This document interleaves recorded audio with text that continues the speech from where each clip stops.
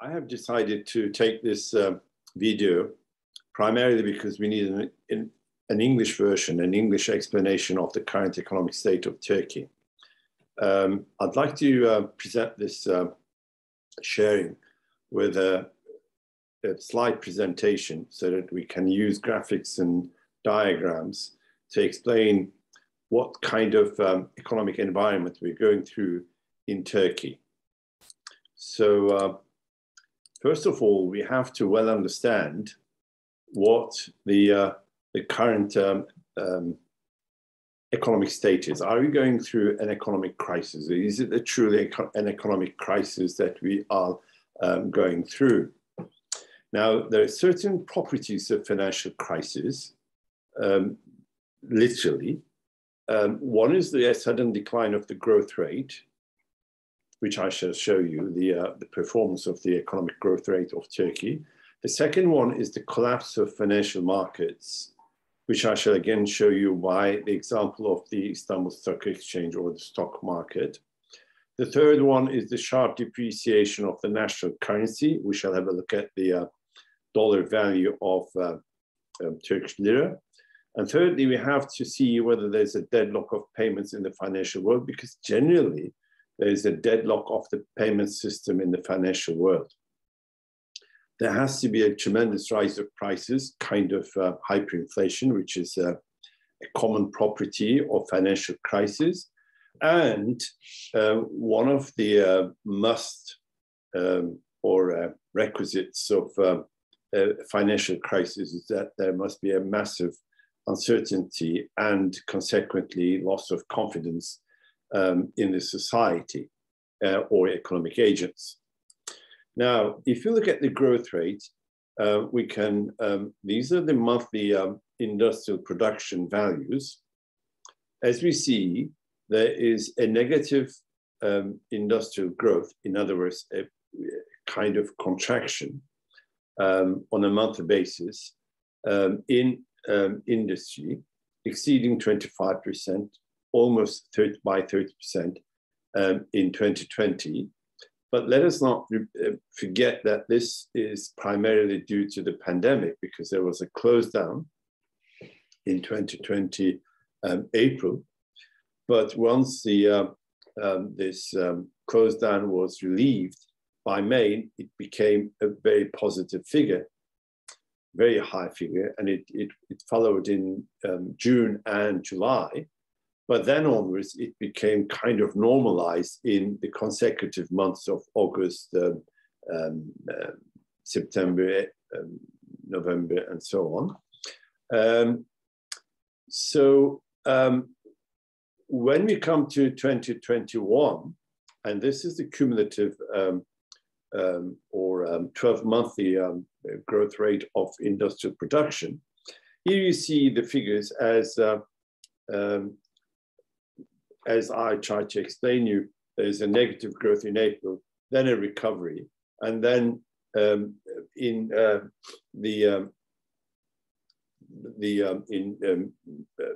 April and May 2021, which is the replication of 2020.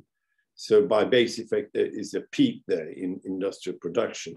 But on average, it looks like it is something like 10% or 9% annual growth rate of industrial production. So on the whole, we don't see a negative industrial or real income growth. The real economy looks quite buoyant, quite strong. Now, this is the performance of the stock market. As you see, the stock market did not have a crash. And indeed, when there was a kind of turbulence in the foreign exchange markets in November and December of Turkey, the stock market was performing quite well, primarily due to the reason that the dollar value of important conglomerates of Turkey had gone down. So people invested in these assets because they should have an international value in dollar terms. So to keep up the dollar value of these conglomerates, people invested in them. So in Turkish lira terms, they hiked or they surged. And this is a surge in consumer prices.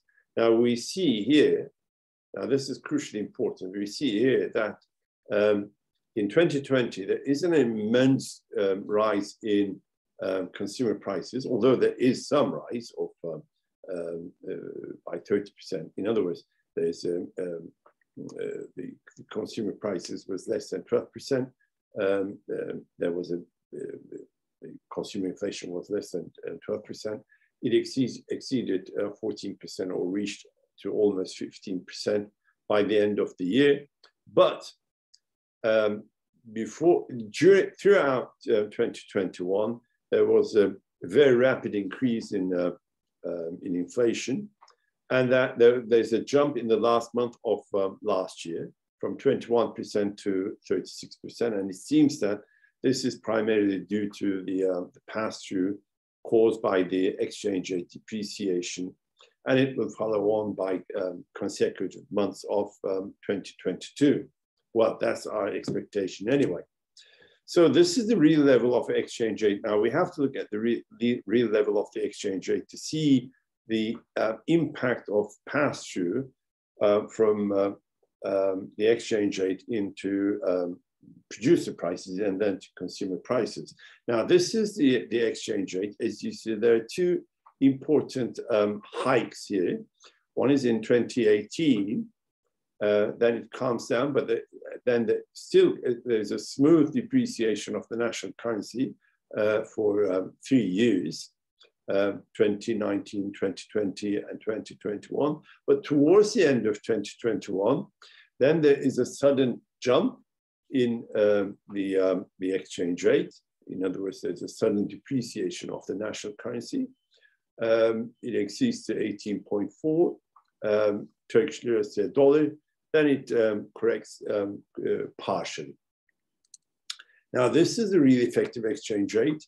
The red one is compared to emerging markets. The beige color one or light brown one is in comparison to advanced economies, and the red one is on its own.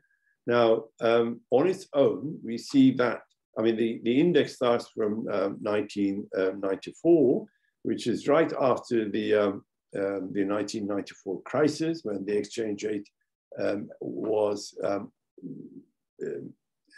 very much undervalued, or when the national currency was very much undervalued.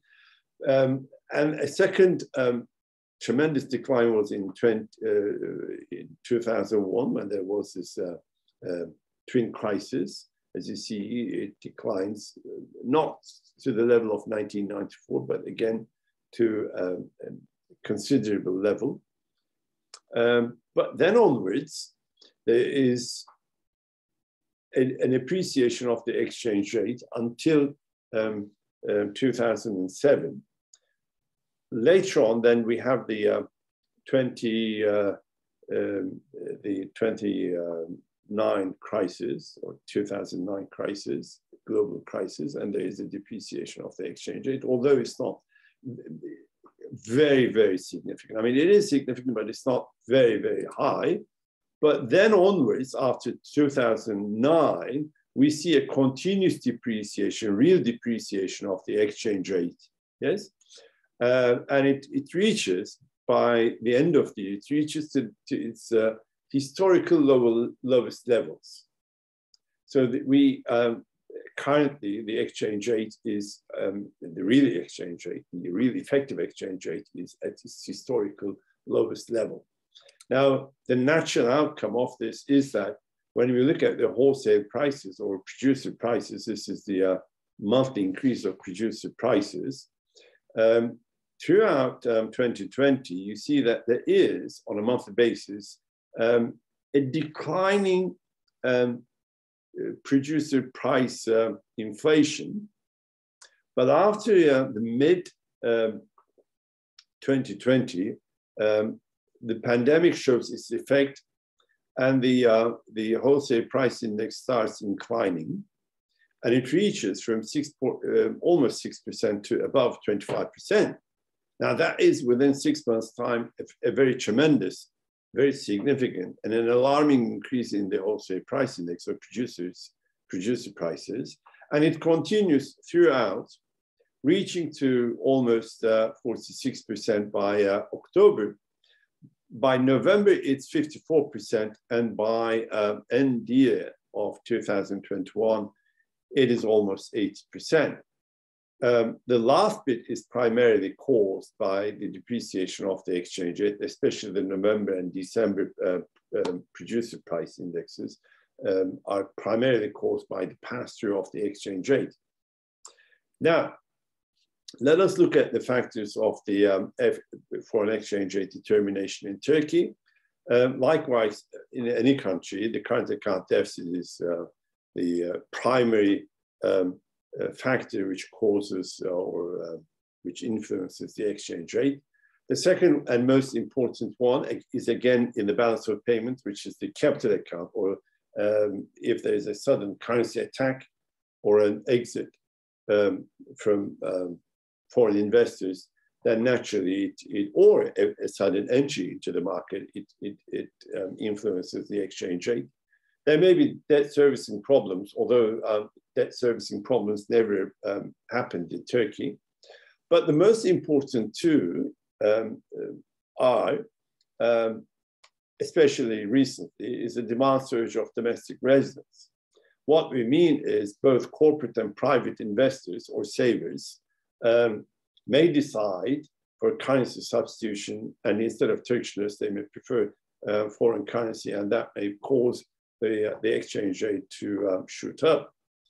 Or on the supply side, what we mean is those who sell foreign exchange on a regular basis, like the tourism sector or the export sector, if they postpone it or if they completely abandon it, then naturally the exchange rate should be expected to shoot up. Now, let us start one by one. This is the monthly current account balance. Now, if you look at this balance, especially in, for example, October or November, during November, one or the policymakers, one would naturally expect that, well, there's a surplus of foreign exchange rate, so the exchange rate should appreciate, or the national currency should appreciate. Now, that didn't happen, and we well understand why it didn't happen, because during November, there was a current account deficit. Now, this wasn't well known by many scholars or my colleagues, and they were saying that the entire foreign exchange demand was caused domestically, and indeed, it was caused by the foreign trade balance too. The foreign trade balance was in a large deficit. Now, this is the level of foreign deposits. Now, we can have a look at the other factor which caused the hike in foreign exchange.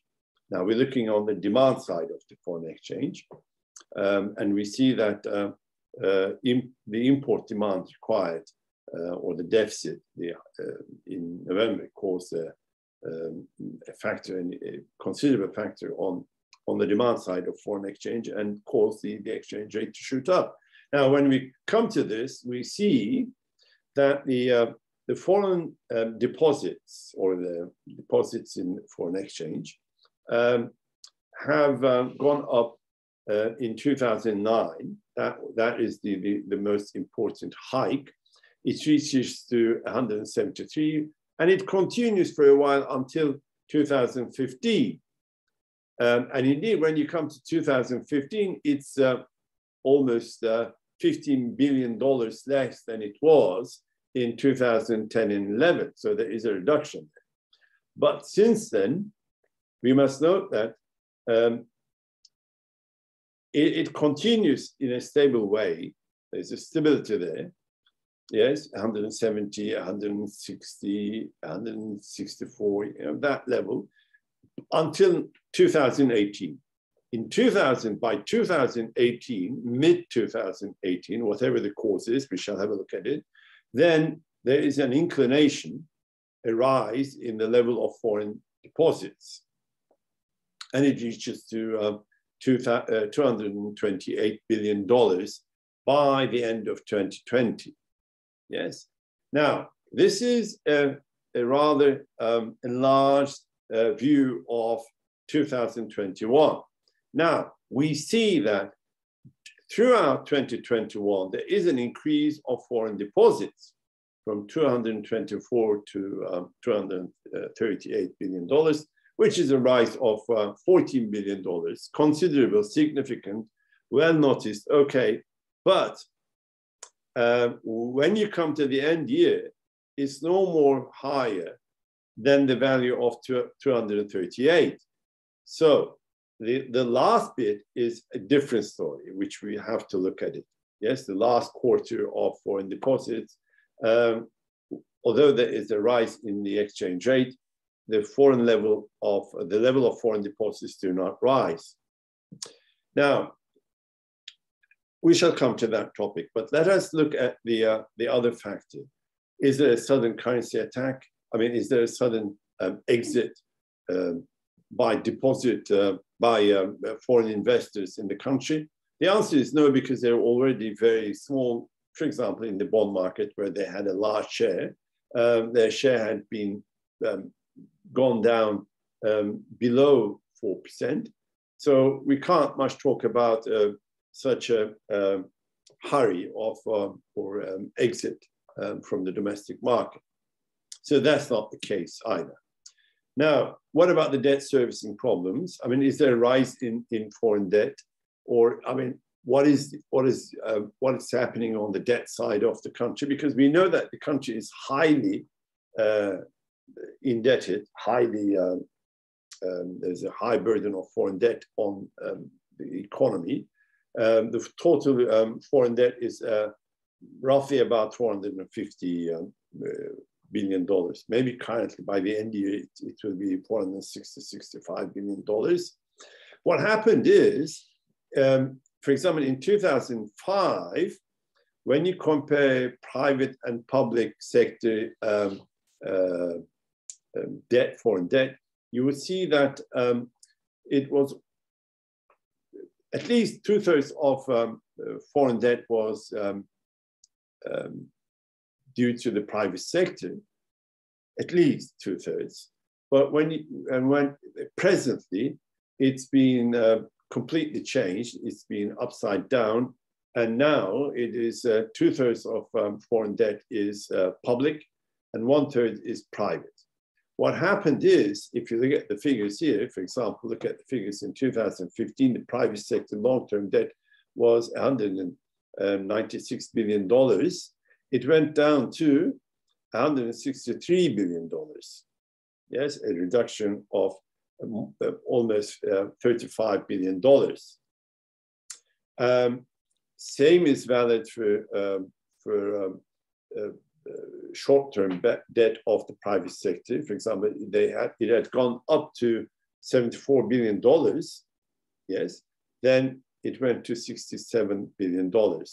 If you take the highest value in 2018, which is more important, as I say, this 2018 is the most crucial date in economic events. Since 2008, in 2008, the total private sector debt was $315 billion. Now it's $239 billion, which means that it is being reduced by $65 billion minimum. Yes, a tremendous increase, a tremendous change. This is precautionary, naturally, because they forecasted, they estimated that something bad could happen. So they should shrink or contract their foreign debt in case that there is a continuing depreciation of the national currency or exchange rate. So this is the volume of foreign exchange market transactions. Now, did people buy foreign exchange, or when did they buy it?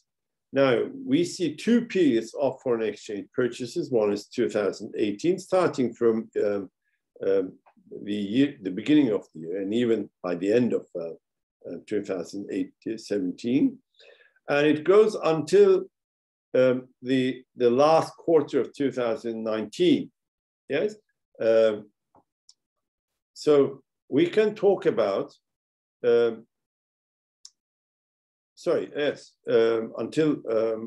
the third quarter of 2018, there's a very high volatility in the volume of foreign exchange market transactions. Same is valid for the last quarter of 2021. A lot of volume in the interbank FX market on the buy and sell sides. Now, this is the foreign exchange reserves of the central bank.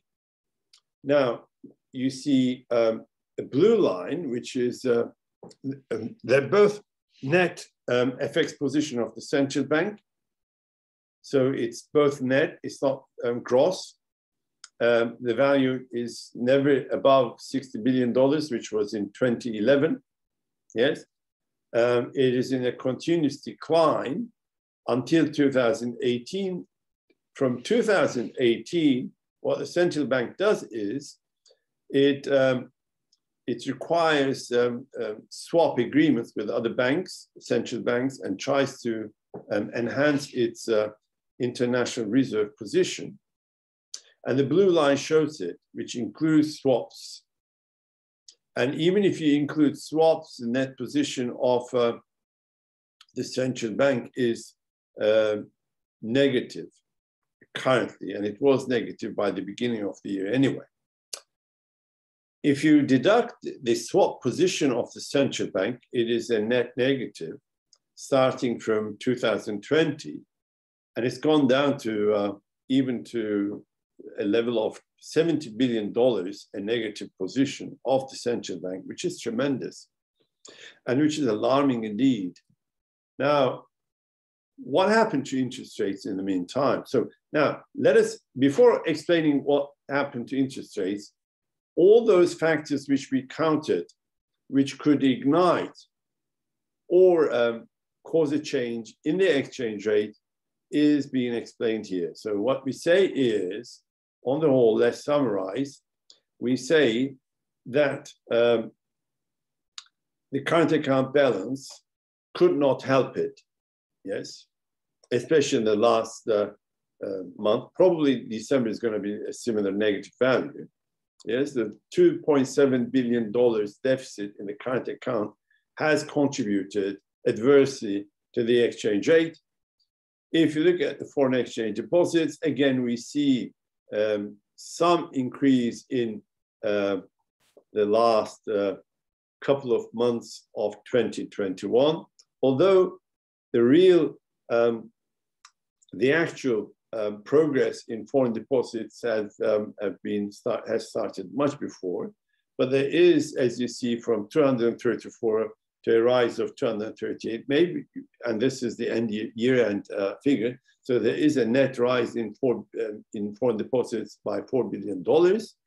And we don't see any contribution of foreign investors on the exchange rate because they're not in an exit, primarily because they're not quite large in the market. When we look at the foreign debt, we don't see a debt servicing problem because we see that the private sector has reduced its risks, but the public sector has increased it, and that it is quite long-term by the public sector. So we shouldn't expect something from the debt servicing of, or the servicing of foreign debt. So what happened to interest rates? Now, generally, our colleagues suggest that the exchange rate has shot up primarily due to the contrary or the contra movement of the central bank policy rate vis-a-vis the consumer prices. Consumer prices started rising by 2020, as I tried to show you. And the interest rates were also moving parallel to the actual and expected inflation rate.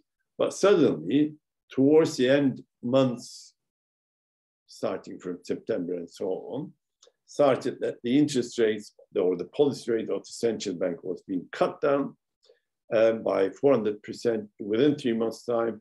And that caused a large discrepancy between the interest rates or the central bank interest rate and the price inflation. The negative value is suggested that it caused a currency substitution, and a lot of domestic residents and corporations preferred foreign exchange instead of the national currency. But let us look at the financial pass-through, not the, we talked about the exchange rate pass-through, but let's talk about the interest rate pass-through on the financial sector. Now here you see on the first one that the interest rate of the central bank or the policy rate of the central bank is being reduced from 19% to 14% on a gradual basis, but within a couple of months' time. Now, its net effect on the general need type of consumer loans, I mean, general consumer loans, had been negative. In other words, there had been no positive relationship. And in the end, during December, they suddenly jumped up more than 5%. So banks were borrowing at a much higher cost than they used to. Same for automobiles, they went by 5%. Same for commercial loans, they went by 5%. And same for the Treasury. The Treasury was borrowing by more than 5%. Indeed, I hear that it's almost 7% than it was during November. Yes. So the only area which interest rates did not adversely affect, or the policy rate of the central bank did not adversely affect the financial sector, is the housing loans of public banks. They did not increase tremendously. They more or less remained in the same level. Now, the true cause of the crisis must be well understood. I do believe that although there is an effect or a contribution of the failure of the monetary policy, I'd like to suggest that political factors also played a significant role on risk cognition and social sentiment. Now, this role cannot be undervalued or neglected, because it has causes on many aspects of the economy. Yes, it is a truly important factor. Now, one of them is why foreign currency deposits rise. It can well explain the rise in foreign currency deposits. Now, this is the dollarization or currency substitution of in Turkey since 1995. As you see, during 2001 crisis, it goes up to 62%, but with the stability of the exchange rate, it goes down to 28% in 2011. So within 10 years' time, it goes down tremendously. But, well, true, the stability of the exchange rate also contributes a lot in this sense, in reducing its share, because in TL terms, it remains the same, these deposits, but TL deposits rise quite massively, so the ratio is against foreign exchange deposits. But since 2011, the exchange rate goes up and up and up, and starting from 1.59 Turkish lira to the dollar to almost 13.80 liras to the dollar. And naturally, the FX deposits as a share rises to something like 65–66%. Quite high. Now, why did foreign exchange deposits rise? Now, we generally say that look at these, we generally believe that the foreign exchange rate shot up from 8.5, let's say, 8.5 liras to a dollar, to above 16 liras, and even to above 18 liras for a day. And that was caused by the demand for foreign exchange. And we must see it in foreign currency deposits, but that's not the case, because what we see is we had a foreign exchange deposits figure of $232 billion in August. And by the end of the year, it was $236 billion. So the difference is solely or merely $4 billion. And this can't, or $6 billion, $6 billion cannot cause a hike in the exchange rate. Something else must have happened.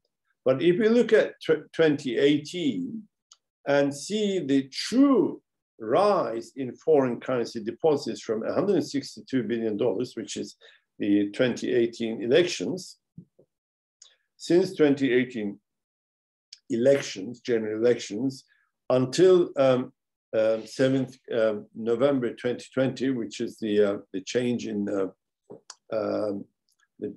chairman of the central bank, foreign currencies rise by more than $50 billion. And even much more. I mean, it's $66 billion rise within 1.5 years.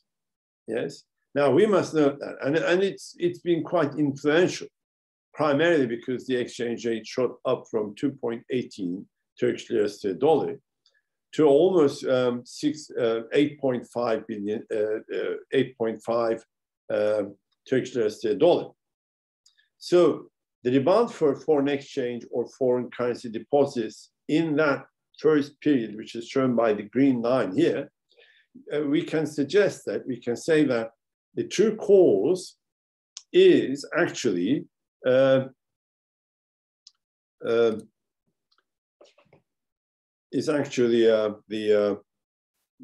foreign currency, the actual foreign currency demand.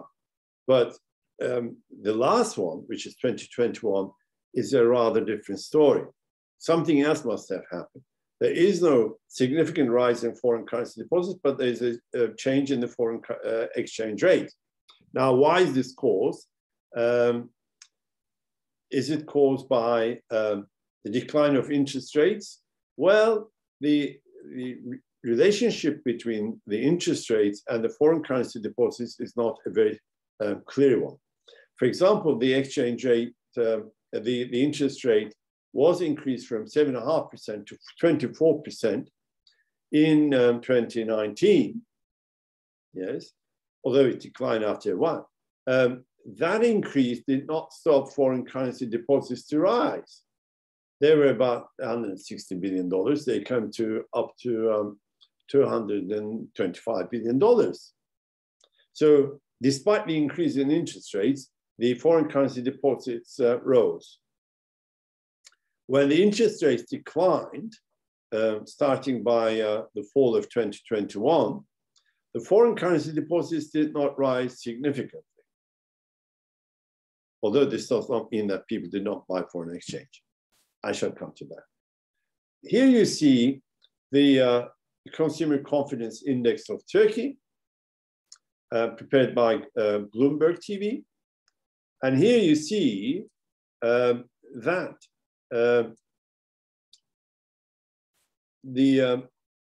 let's start by 2015. It declines until 2020, yes? And that decline in the consumer confidence causes a tremendous rise in the foreign exchange deposits. There is a rather stable period in 2021, first period, yes? The foreign currency deposits are more or less the same. The consumer confidence index declines, and when it declines, there is a slight increase, as I said, in foreign currency deposits of when compared to mid-2019 21. If you compare mid-2021, it is $228 billion. Now it's $238 billion. So this is a very important phenomenon because it shows that it's not solely the interest rate which is causing the exchange rate to go up. The depreciation of the national currency period foreign debt servicing period. Why? Because the figure is $446 billion. So we must be careful about this, fact. And when there is a 70% depreciation of the exchange rate, that means that there is almost $290 billion worth of excessive burden on the Turkish economy to pay this debt. And it is higher than 3 years GNP or government revenues of the country anyway. So it's a tremendously high figure. Now, this is the cost of borrowing of Turkey. The reason why I am using this is quite simple. This is the CDS rate, or credit default swap rate. Normally, the red line shows the emerging markets' normal levels. I'm not saying that it's normal, but it's Turkey should be below that line anyway. But it's much higher currently. This shows that 517, but actually it's almost 600 base points, which is tremendously high because Turkey borrows the LIBOR rate plus this CDS rate. So the cost of borrowing for Turkey is very high, or it's gone very high recently. This is the figure of treasury-backed foreign borrowing. It shows that the country is quite profligate, or the government is quite profligate in backing municipalities or local governments and some private sector borrowing abroad. Okay, let's have a look at the devaluation, which also caused a tremendous rise of public debt. Devaluation does not only detriment the price inflation, but also the public debt. Now, this is the public debt value, which shows that the public debt is completely unleashed since 2017. It goes up and up and up. Now it's almost 5 times higher than it was 5 years ago. So quite a significant, considerable increase in the debt value of the public sector. Now, this is a simulation analysis of public debt held by the Treasury. I just took it. Now, the blue columns show that when there is a 5% depreciation of the national currency, what happens to public debt. And the orange one shows when there is a 500 base points change in interest rates, what happens to the public sector GDP ratio, public sector debt GDP ratio. Now, when there's a 5% depreciation, the debt GDP ratio becomes 1% higher, which is quite high. Now, considering that the depreciation was roughly about 60 to 70% of the national currency, then we can see that the public debt as dynamics had been very much adversely affected, and the debt dynamics there is in an awful position. But if you compare it with a 500 base points public debt influence, and we know that the interest rates of treasury borrowing had gone by 500 base points anyway, we can imagine that there is also a very significant adverse influence of that too. But let us leave the second orange-colored column, but just analyze the blue column, which is depreciation and the public debt. There is, it says that there is a $207 billion worth of devaluation, which means that there's 1.9 trillion Turkish liras additional burden. Tremendous value, isn't it? I mean, very high value. There's also public debt in foreign exchange terms, that which influences public debt directly. And that is another $34 billion, which means that it will be 309 billion Turkish liras in total. And there can also be some marginal effects on the Turkish lira debt, which is roughly about 20 billion Turkish liras. So $277 billion worth of public debt with 65% devaluation causes 1.9 trillion Turkish liras excessive burden. The domestic debt in FX is also adversely affected. The debt is $34 billion. Its effect is $309 billion additional burden. And also some $20 billion worth of Turkish worth of additional burden directly from Turkish bills. All in all, it comes to 2.2 trillion Turkish liras, which is much higher than the current budget size. Now, if we had fiscal discipline, we could talk about, a rather less influential pass-through of the exchange rate on inflation, price inflation. But when we look at the fiscal discipline, especially in the last 5 years, we see that it's a negative one. So the primary surplus over GDP as a percentage had become negative in 2016, and that the negative value increased until 2019. In 2020, it's slightly less, but still very high negative. And it's not expected to adjust or to correct immediately in 2021 or 2022, which shows that on the fiscal side, the government is also very profligate. Now, what is the cause and how can we exit from the crisis? Now, there are three major important dates in the recent political economy of Turkey. One is 16th April 2017, which was the constitutional referendum. I believe that this is the climax of all economic events, the turning point. The second one is the 24th June 2018 general elections, although the elections were followed by local elections or by-elections within a year or less than a year.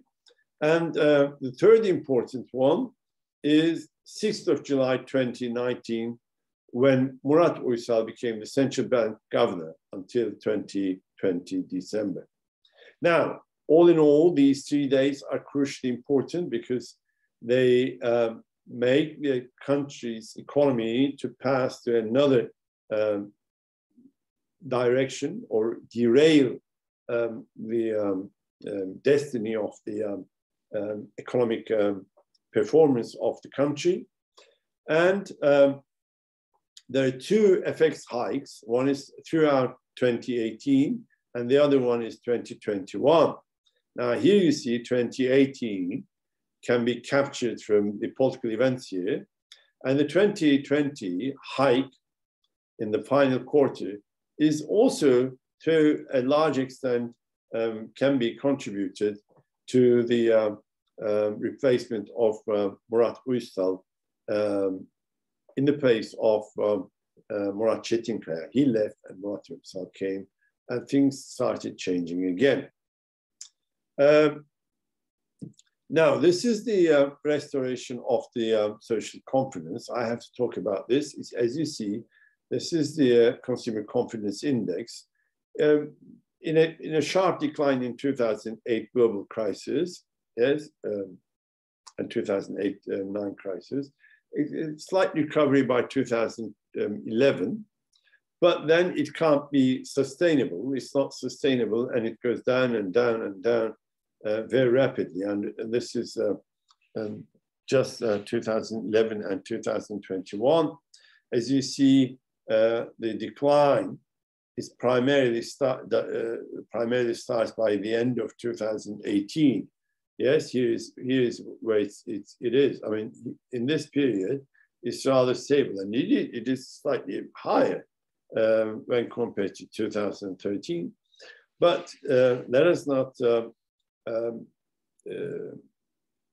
neglect or undermine the case from 2019 until present, that the consumer confidence is going very rapidly downwards. So what we need, what we understand, that we see that the consumer confidence or the society's sentiment is crucially important in igniting this crisis and in prevailing this crisis. If we need confidence for the markets, if we need trust and transparency and foreseeable nature for the markets, then we need a political paradigm change. It's not easy, but it's what we need. That's why there has to be an election, an early election, as soon as possible. If not, the deterioration or the meltdown will continue. Whatever macroeconomic adjustment you take, even if you take, and we believe that there is no monetary policy currently, and there is no fiscal discipline currently, after the two, we will get an increasing rate of inflation. To reduce that rate of inflation, what we need is a political paradigm change. That is what I want to stress, and I do believe that the 2020 and 2021 twin crisis, or the current prevailing crisis, is primarily caused by the abandonment of political confidence or social confidence or market sentiment. This is what I believe, and unless there is a political change, I believe that any macroeconomic adjustment will be defunct and unsuccessful. Okay, this is all for now. I hope to see you again.